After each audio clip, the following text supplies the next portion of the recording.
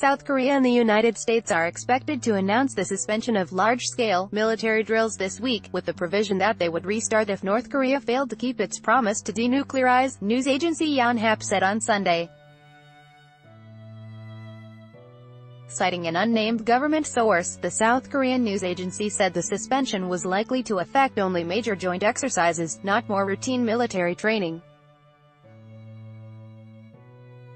U.S. President Donald Trump surprised officials in Seoul and Washington when he pledged to end war games after his summit with North Korean leader Kim Jong-un in Singapore last week. Immediately after the announcement, U.S. forces in Korea said they had received no guidance on stopping any drills, and South Korean officials said they were trying to figure out which exercises Trump was referring to. However, in a sign Seoul may be open to suspending drills, South Korean President Moon Jae-in said on Thursday his government would need to be flexible when it came to applying military pressure on North Korea if it was sincere about denuclearization. Moon said South Korea would carefully consider joint military drills with the United States, and he asked his officials to cooperate with the United States on the issue, his office said in a statement at the time. Yonhap also reported on Sunday that during military talks between the two Koreas on Thursday, South Korean officials asked their northern counterparts to relocate artillery 30 to 40 kilometers away from the heavily fortified military demarcation line that divides the two countries. South's defense ministry denied it made such a request, Yonhap said. The talks, the first in more than a decade, held in the border village of Panmunjom in the Demilitarized Zone (DMZ), followed an inter-Korean summit in April at which leaders of the two Koreas agreed to defuse tensions and cease all hostile acts.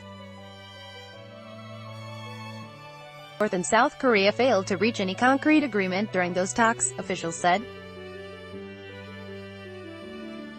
North Korea proposed to Seoul to disarm, on a trial basis, the joint security area in Panmunjom, the only site in the DMZ where both countries' soldiers stand almost face-to-face, the South's presidential spokesman said on Friday. About 28,500 U.S. troops are stationed in South Korea, a legacy of the Korean War, which ended in 1953 in an armistice that left the two Koreas technically still at war. At a Senate hearing on Thursday, Trump's nominee to be ambassador to South Korea, retired Admiral Harry Harris, backed the idea of a pause in major military exercises. He said his understanding was that any suspension would involve only major military exercises and that regular training of U.S. forces in South Korea would continue, although final decisions were up to the Department of Defense.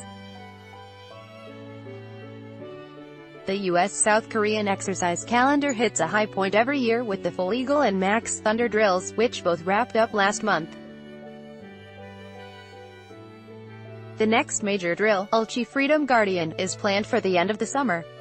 Last year, 17,500 American and more than 50,000 South Korean troops participated